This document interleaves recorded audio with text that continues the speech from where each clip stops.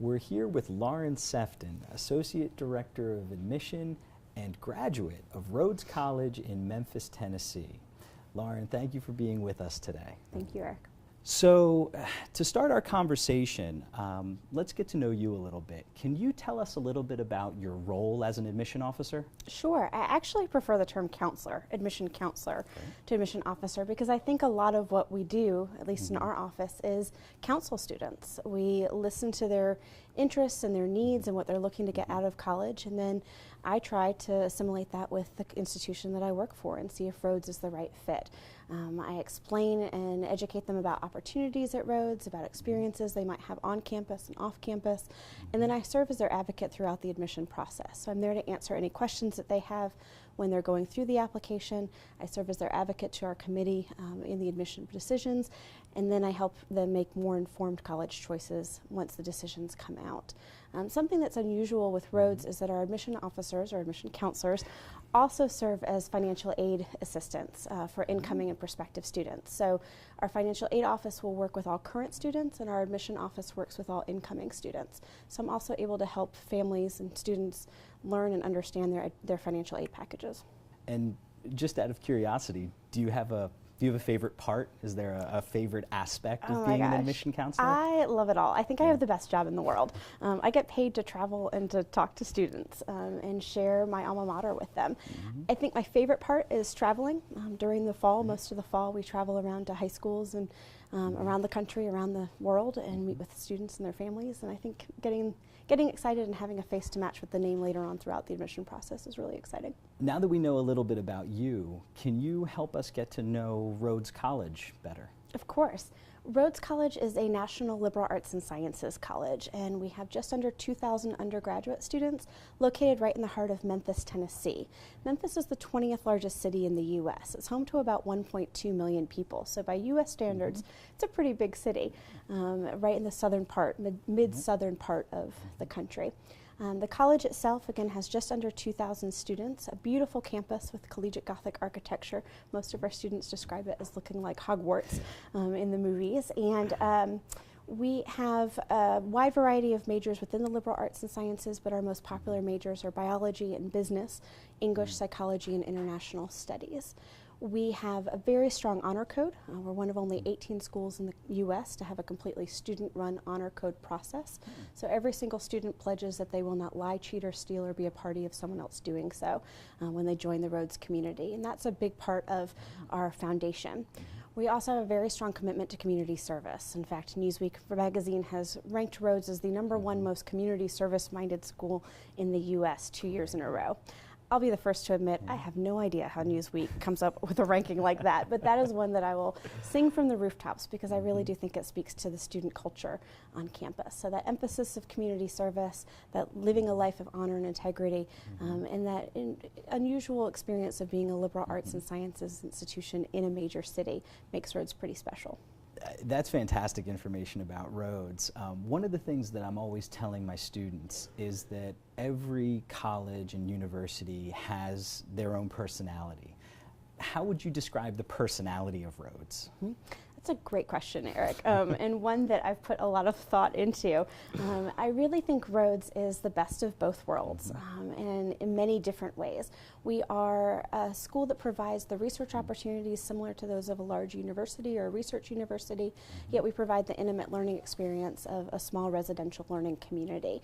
We provide that small liberal arts college experience, but yet in a major city, a major metropolitan area. We provide a rigorous academic setting, and yet our students have a lot of fun on campus. And so there's a great sense of balance. So I think the personality, I don't know if that makes Rhodes' personality that of a balancing act or an acrobat, but I think our campus provides one of great balance and the best of both worlds.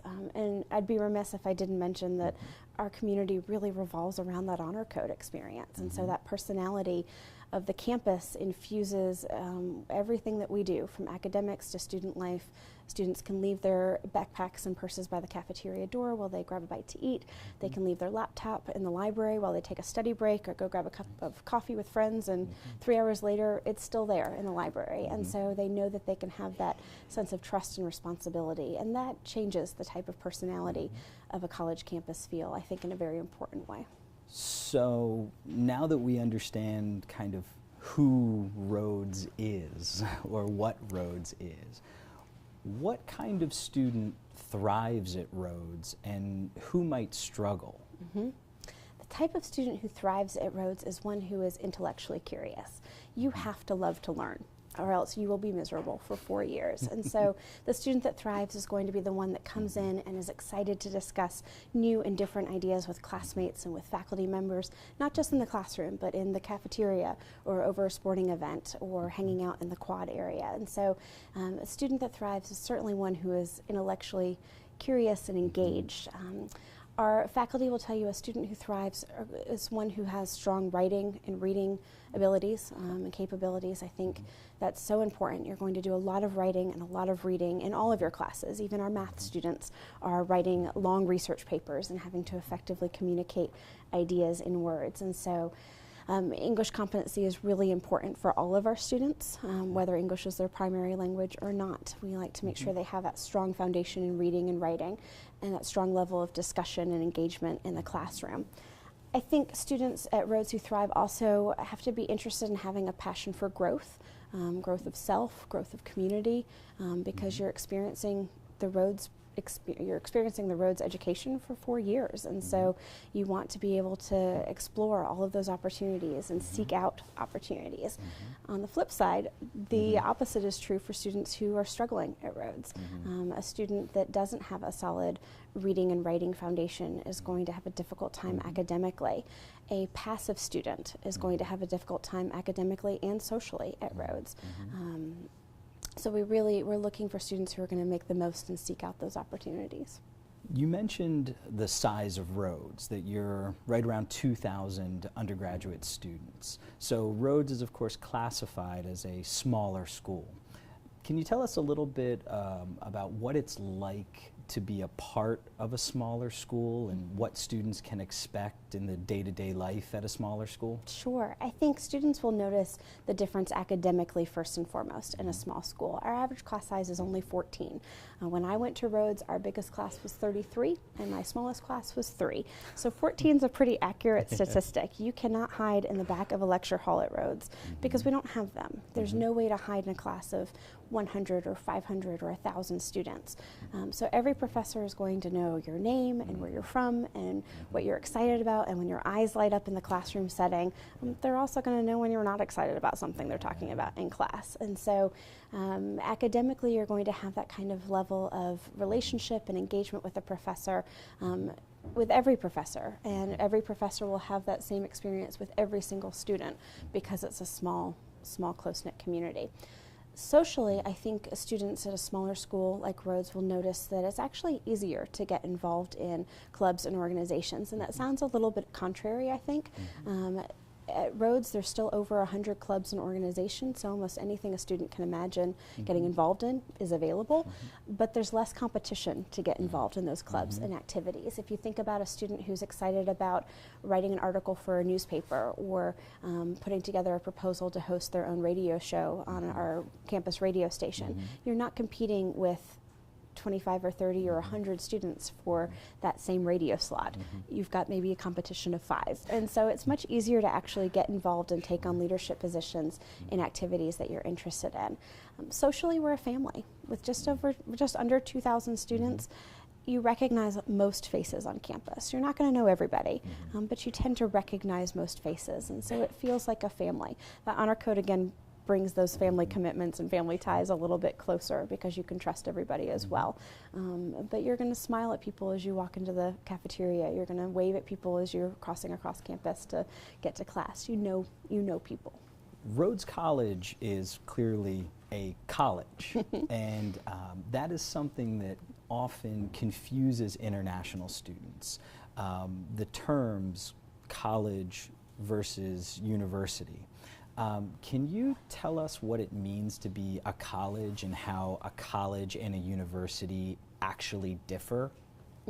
That actually confuses a lot of U.S. students as well. Simply, a college typically is focused on a smaller size and is focused on the undergraduate college experience. A university is oftentimes quite larger and has graduate school programs within it. Being Rhodes College, being a college environment, we're focused on the undergraduate experience from beginning to end. Our resources, our professors, the facilities are all focused on the undergraduate experience. Another difference between a college and university is you apply to the entire college when you apply in the admissions process. Whereas at a university, oftentimes you apply to a specific academic college within that university. And so there's a little bit of a difference there as we're looking to shape a class and looking at the class for the entire campus experience. I also think with a college, personal attention is awarded to every single student, whereas oftentimes at a university, personal attention is awarded to the student who seeks it out. The opportunities are there at both colleges and universities. They're just a little bit more easily to find, or simply they fall in your lap at a college experience because you've got that personal attention throughout. Rhodes College was featured in a very famous book titled Colleges That Change Lives. The idea that a college could change someone's life is a pretty powerful idea. How can a college have that sort of impact on a student, and what does it mean to be a college that changed lives? First of all, Rhodes was very fortunate to be included in the book Colleges That Change Lives. We were very pleased that Lauren Pope chose to include us. There are certainly more than 40 schools in the United States that change students' lives. The main difference in being a member of the Colleges That Change Lives consortium is, again, that focus on the undergraduate college experience, that a student will be different from the time they enter college through the time that they exit college, and that they'll have a chance to grow and explore themselves, the world around them, and their role within that world. And that makes a big difference when the entire institution's focus is on your experience as a student. And so all of the schools that are included in the Colleges That Change Lives have that focus on undergraduate experience. It's very student-centric. Something else that I love about the author Lauren Pope's philosophy in the college search process is that it is also student-centric. So he wrote about these schools that highlighted the college student experience, but he also wrote about the student's own college search and how to go about finding the right fit. And schools that are part of this consortium or follow those same beliefs of the Colleges That Change Lives really focus on the student in the college search process. So Rhodes College is a nationally ranked liberal arts college. What does it mean to be a liberal arts college? Well, first of all, Eric, the full term is Liberal Arts and Sciences College. We call it liberal arts for shorthand, but I don't want to give the impression that you don't study the sciences in a liberal arts and sciences education. So the full term is Liberal Arts and Sciences, but you'll also oftentimes hear it referred to as just the liberal arts. The simplest definition of a liberal arts education is that no matter what a student's major is, they will explore classes in the natural sciences, the social sciences, the fine arts, and the humanities. And I think one area that is oftentimes confusing in the term liberal arts and sciences is the term liberal. Some students or some families may think that liberal refers to a political leaning, and it doesn't. It goes back to its purest definition of meaning liberal as a broad sense, a broad term. So you're covering a wide variety of subjects in a liberal arts and sciences education, regardless of what you ultimately choose to major in.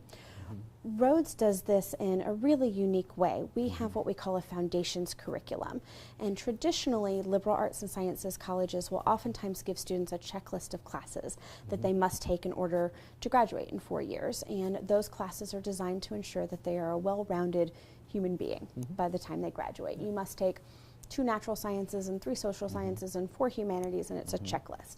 And that's all well and good. You get a very well-rounded liberal arts education. Rhodes took it a step further a couple years ago when we created a foundations curriculum, which includes 12 big picture concepts really big ideas that we think students should have a thorough understanding of by the time they graduate. Things like you should be able to write well. You should have an understanding of a culture other than your own. You should examine questions of ethics and morality. You should have an understanding of historical analysis and perspective and the way that it shapes the present day and future. So big picture ideas.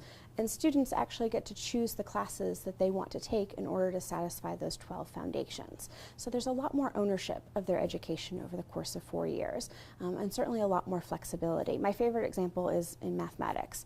I don't know how many of our student participants are in love with calculus, but I was not a great math student when I was applying to Rhodes. It was not my favorite subject, and the idea of taking calculus was a little bit hard to swallow for me. But we all need and should learn math in order to be a well-rounded human being. And so with our mathematical foundation, every student should have a thorough understanding of mathematical analysis and expression.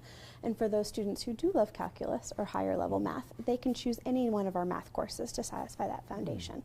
But they could also choose a computer science class, or a logics course in our philosophy department, or an accounting class or statistics course in our business department to satisfy that foundation. So everybody learns math, but hopefully in a way that is interesting and applicable to them.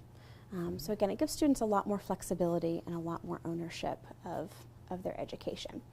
I think for high school students to understand a liberal arts experience, one of the easiest ways is to think about what they're experiencing in their own high school right now, because a lot of high schools operate under a liberal arts and sciences model, particularly if anybody's participating in an international baccalaureate program. If you love theory of knowledge, you're going to love a liberal arts curriculum. But if you think about a time, students, when you have gone to your history class and you've learned about a period in history, a time period, and you're understanding the political and economic forces at work that are shaping that history. And then you participate in a literature class and you read a piece of poetry that was written in that same time period that you just learned about in your history class. And your understanding of that poem or that piece of literature is greater because you now have the historical context to put it into. And then you move to your science class and you learn about an experiment that takes place in that same time period. And that science experiment could only have taken place in that historical time period. And you know that because you learned about that historical influence in your history class.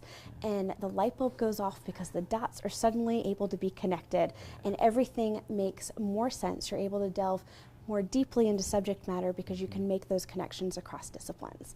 If you love that kind of moment as a student in high school, you're going to love a liberal arts and sciences curriculum in college. If you are shaking your head listening to this and thinking, wow, that woman's a little crazy, then liberal arts is probably not the way to go. Thank you for that great explanation of the liberal arts.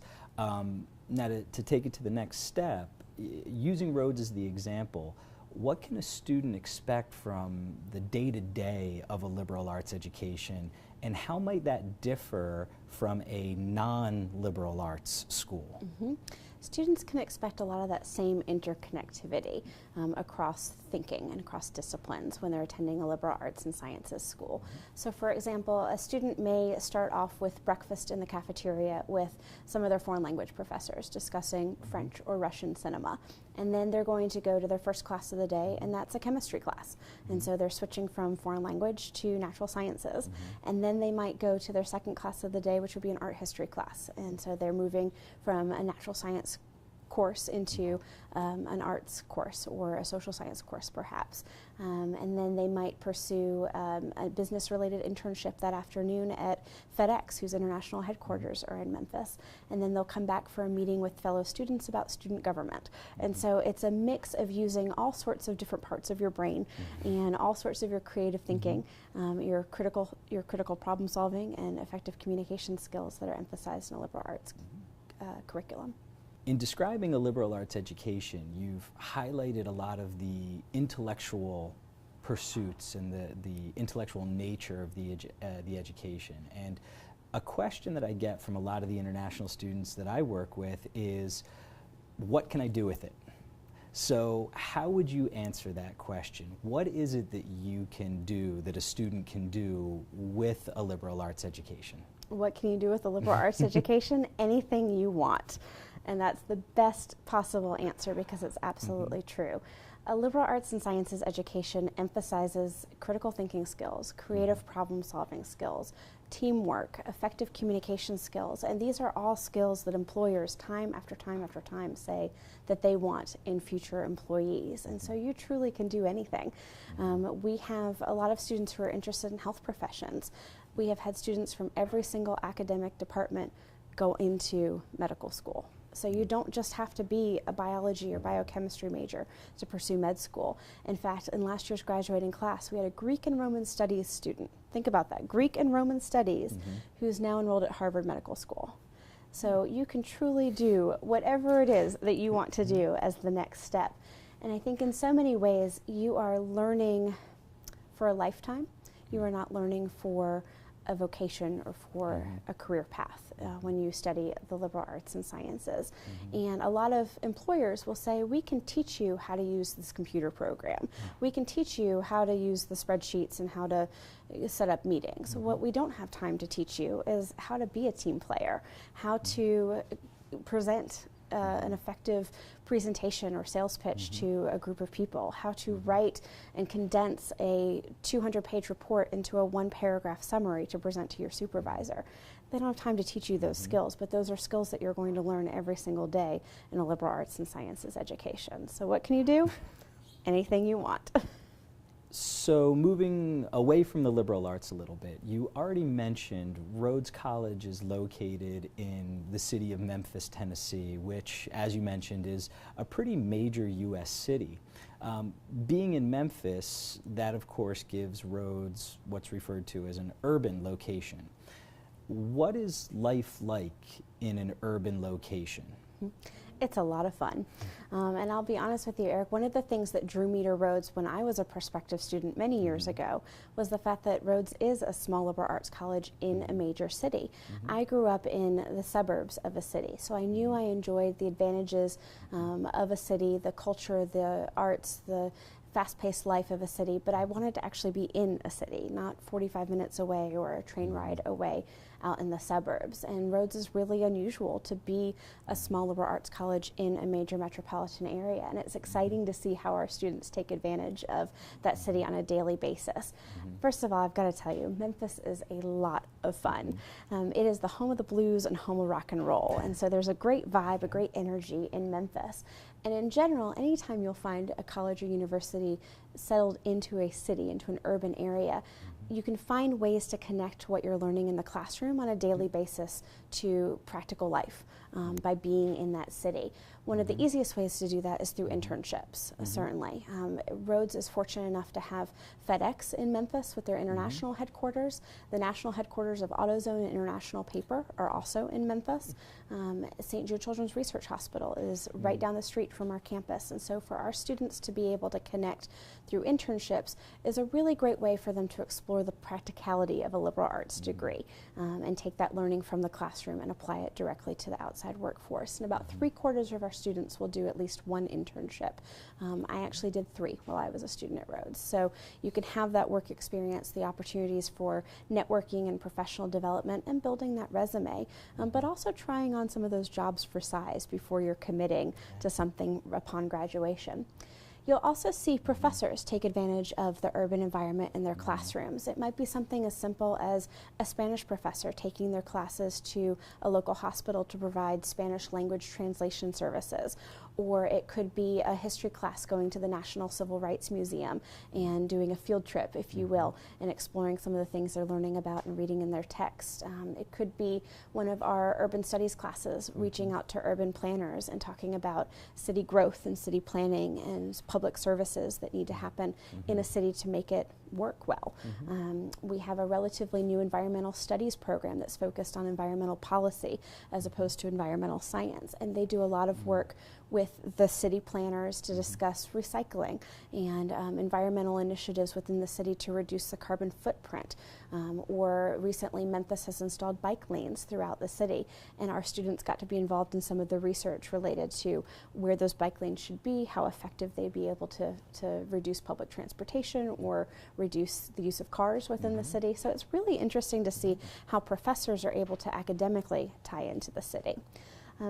Another way to get involved in an urban environment is through service. I mentioned that Rhodes has a very high commitment to community service. We don't require it of our students, but almost everybody participates in some form of community service by the time they graduate. And I think that's indicative of being in a big city. You're taking advantage of Memphis for these internships, for these research projects, for fun things to do on a Friday or Saturday night. So you naturally just want to give back to the city. And we'll see that with our Habitat for Humanity chapter. It was the first collegiate Habitat for Humanity chapter to complete a house.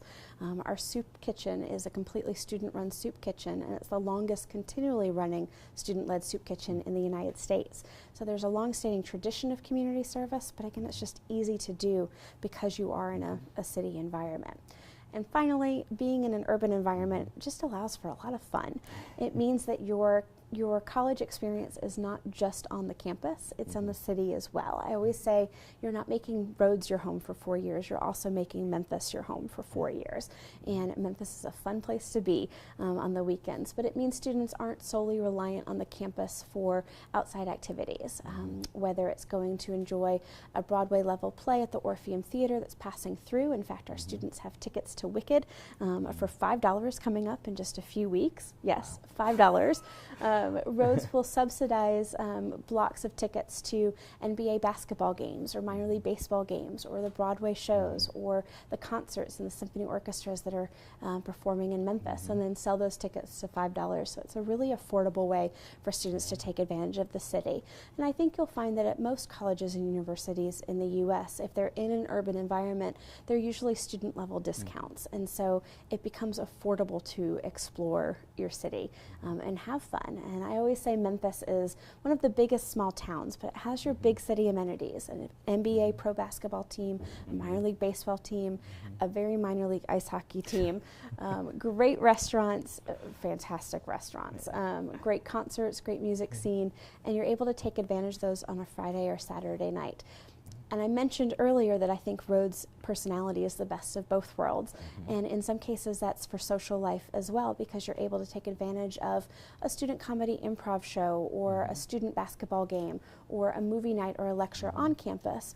Or you could take advantage of an NBA team or a concert or a movie off campus as well. It's kind of like a choose your own adventure novel. You can choose different options throughout your 4 years, and nobody's Friday night is going to look the same at Rhodes.